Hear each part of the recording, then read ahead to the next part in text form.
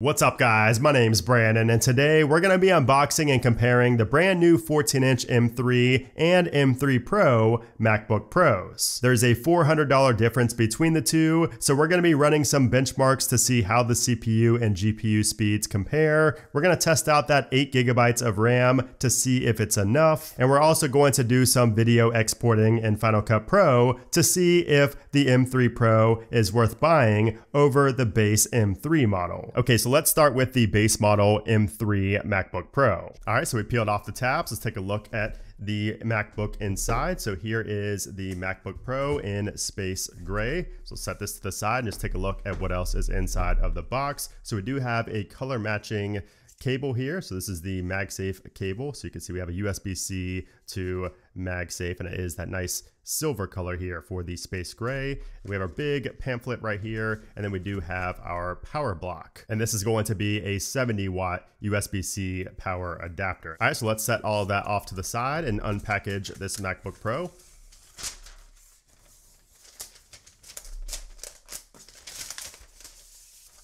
All right, so here is the front of the MacBook Pro. You can already see I'm getting fingerprints on it. This is not just limited to the Midnight MacBook Air. So let's go ahead and open this up.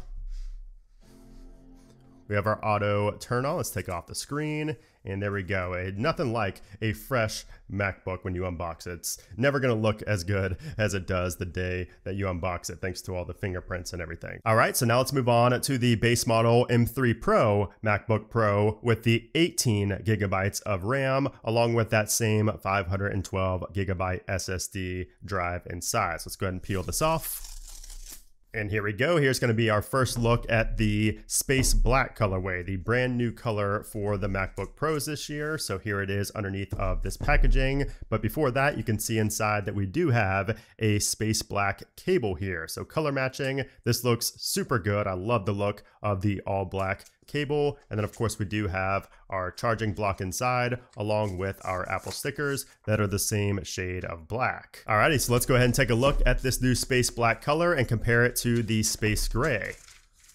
Ooh man, I like that. And it is a little bit different from Midnight on the MacBook Air, I can already tell. Let's take this out without ripping it. There we go, nice and easy. And you can see the engraving on the back right there. Very nice. So my first impressions of space black are that it's kind of like a really dark gray, but I like it. It's actually a good bit different from space gray. So let's pull both of these over here and you can see the difference in color between these two. So let's go ahead and open up the space black M3 Pro MacBook Pro. We get our welcome screen right there. Let's take off our screen protector.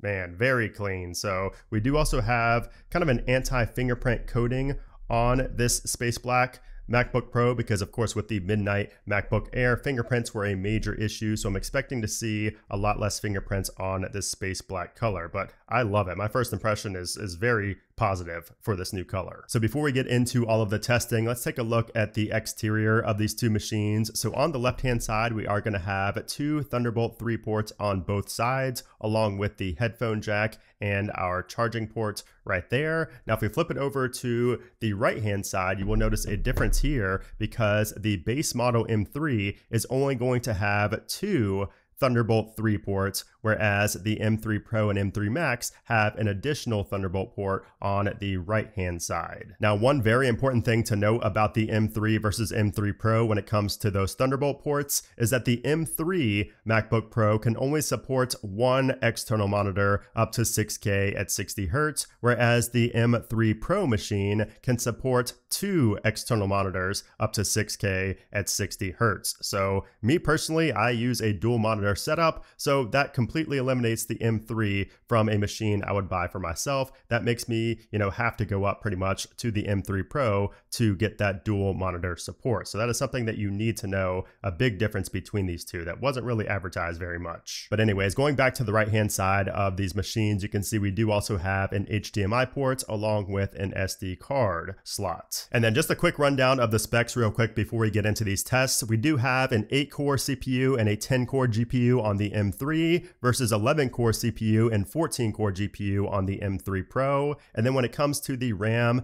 and storage size, as I mentioned earlier, we do have 8 gigs of RAM on the M3 versus 18 on the M3 Pro, and then we do have the same 512GB SSD on both. So you get 10 additional gigabytes of RAM on the M3 Pro over the M3, the base model with 8 gigabytes. So that alone, I mean, for $400, you know, it's quite compelling to go up to the M3 Pro, which is exactly what Apple wants to do to you. But you can also get the M3 Pro in 16 inches, by the way. So both of these are the 14-inch models, but you can get the M3 Pro in 16 inches, which is $500 more at $2,500. But that does also come with an extra CPU core and an extra 4 GPU cores. Now, if we open both of these machines up, you can see that there's really not a big difference between the two because we have the same 14.2-inch mini LED display with the same 3024 by 1964 resolution with, of course, that 120 Hz refresh rate and 1600 nits of peak brightness. However, there is a difference in battery life because on the M3 machine, Apple is saying that you're going to get up to 22 hours versus the M3 Pro, where Apple rates it for 18 hours. So I'm going to go ahead and complete the setup for the M3 Pro MacBook Pro, and then I'm going to download all of the benchmark tools and Final Cut Pro and all of that, and we'll be right back with some tests. Okay, so we just ran through a series of tests, and we're going to run through a few more here as well. But the Cinebench R23, we scored a 10,048 on the M3 for the multi-core versus a 12,996 on the M3 Pro.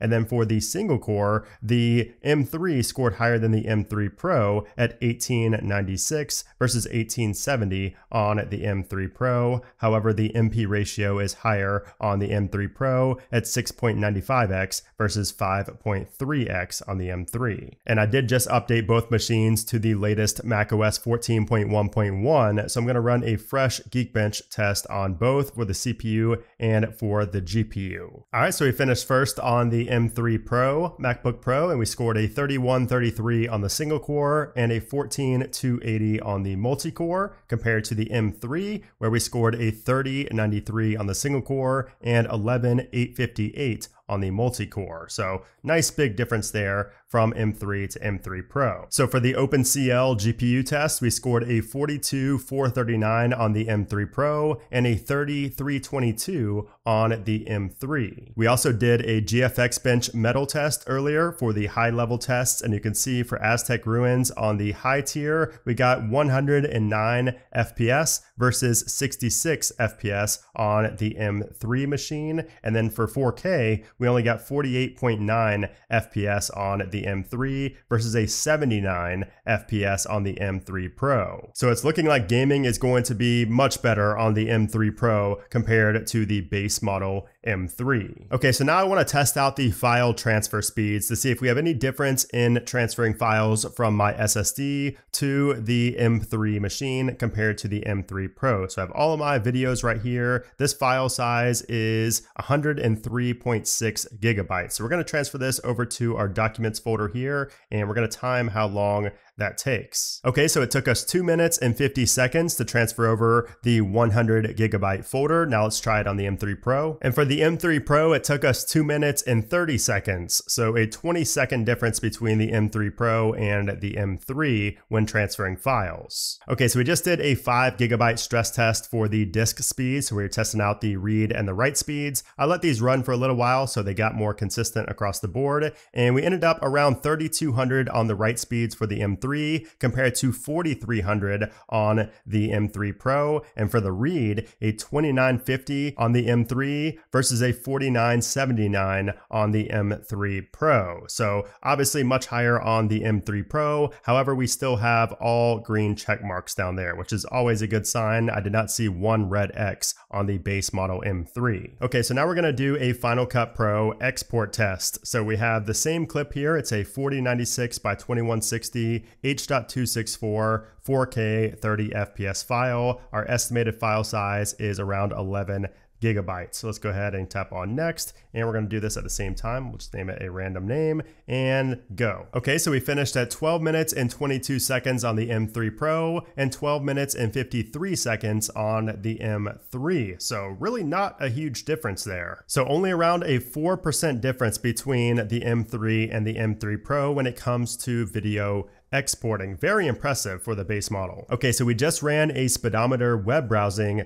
benchmark, and you can see we scored a 545 on the M3 and a 551 on the M3 Pro. So again, not a major difference here between M3 and M3 Pro like you would expect. And then the final thing I want to give my opinion on is the M3 8GB of RAM. So the base model comes with 8 gigs of RAM, and I've honestly been pushing this machine this entire video and for hours now, and I've really not seen any slowdowns whatsoever. Like if we take a look at the activity monitor here, I am using almost 2 gigabytes of swap memory. So, we're all yellow right here on the memory pressure, but even with that, we're still moving along just fine. Like if I go into my web browser here and I go to each tab, you can see like there is a little bit of lag.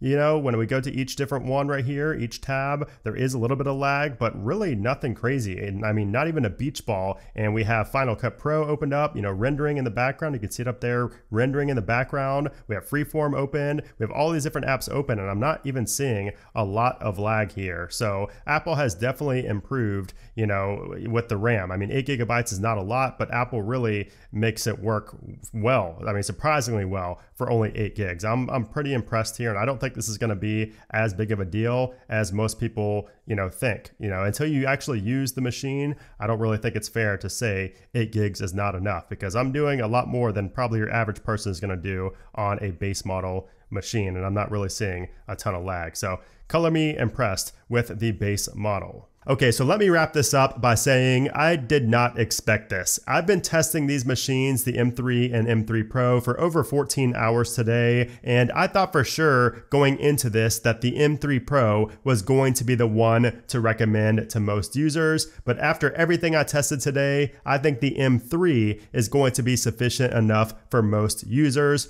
pretty much regardless of what you do. So if you're a video editor, if you do 3D rendering, photo editing, if you do a lot of multitasking, even if you're a developer, I think the base M3 MacBook Pro is going to be fine. It's going to be able to handle pretty much everything you throw at it. And let me tell you, before I actually used these machines, I was just like everybody else. I was like, why would Apple put 8 gigabytes of RAM on a MacBook Pro? I mean, it's a Pro machine. It should not have 8 gigs of RAM, but I'm surprised to say that 8 gigs of RAM is actually enough for this machine. So because we have 2 NAND chips now and 512 gigabytes of storage, we no longer have the limitations that we once had with the 8 gigabytes of RAM on the M2 machines, for example. So I think that the M3 MacBook Pro is going to be the right choice for most users. And honestly, you do not even need to upgrade to 16 gigabytes of RAM, in my opinion. Like you can see right here, I have a ton of windows open. I was going through all these different tabs. I had 49 tabs open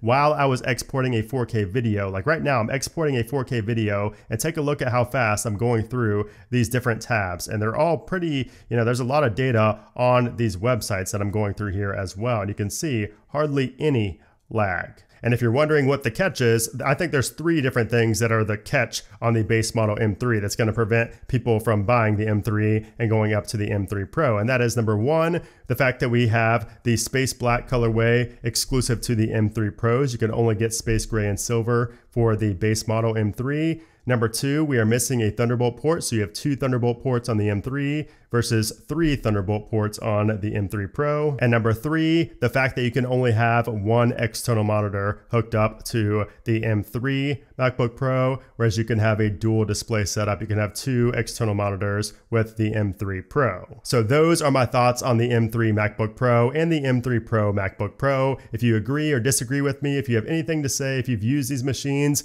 please let me know in a comment down below. I would love to continue the conversation there. I always learn something new from you guys as well. So I look forward to reading those comments. But if you guys enjoyed this video, I would appreciate if you gave it a thumbs up. Also, make sure to subscribe for more M3 MacBook coverage. But anyways, guys, thanks again for watching, and I'll see you soon.